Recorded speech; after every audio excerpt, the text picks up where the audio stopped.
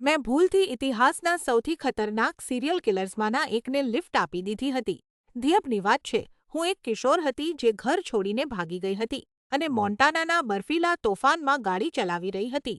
મેં જોયું કે એક માણસ હાથ આપી રહ્યો હતો અને તેના હાથમાં એક નાનો છોકરો હતો. મને લાગ્યું કે બાળક ઠંડીથી થીજી જશે એટલે મેં તેમને લિફ્ટ આપી. પહેલો માણસ અજીબ હતો. તે એરિઝોનામાં સસ્તા બોટ ખરીદવા વિશે પાગલની જેમ બબડવા લાગ્યો. પેલો નાનો છોકરો ડરામણી રીતે શાંત હતો. તે ફક્ત ફ્લોર તરફ જોઈ રહ્યો હતો અને તેણે ક્યારેય તે માણસ પાસે સહારો માંગ્યો નહીં. થોડીવાર પછી તે માણસે મને ગેસ સ્ટેશન પર ઉતારવા કહ્યું અને તે ગાયબ થઈ ગયો. 20 વર્ષ પછી મને ક્રાઇમ સ્ટોરીઝમાં રસ પડ્યો. મેં આઇનોનીઝ હાઈવે પરના સિરિયલ કિલર્સ અને ગુમ થયેલા બાળકો વિશે ગૂગલ કર્યું. જ્યારે એક ફોટો સામે આવ્યો ત્યારે મારું દિલ ધબકતું બંધ થઈ ગયું. એ જ ઘૂંઘરાળ વાળ, તેના હોઠ અને ઠોડી પરના એ જ નિશાન. તે જોસેફ ડંકન નથી હતો. મેં તેને લિફ્ટ આપી હતી તેના 2 દિવસ પહેલાં જ તે વિસ્તારમાં એક નાનો છોકરો ગુમ થયો હતો. મેં એફબીઆઈનો સંપર્ક કર્યો અને તેમને એવી વિગત આપી જે તેમણે જાહેર કરી ન હતી.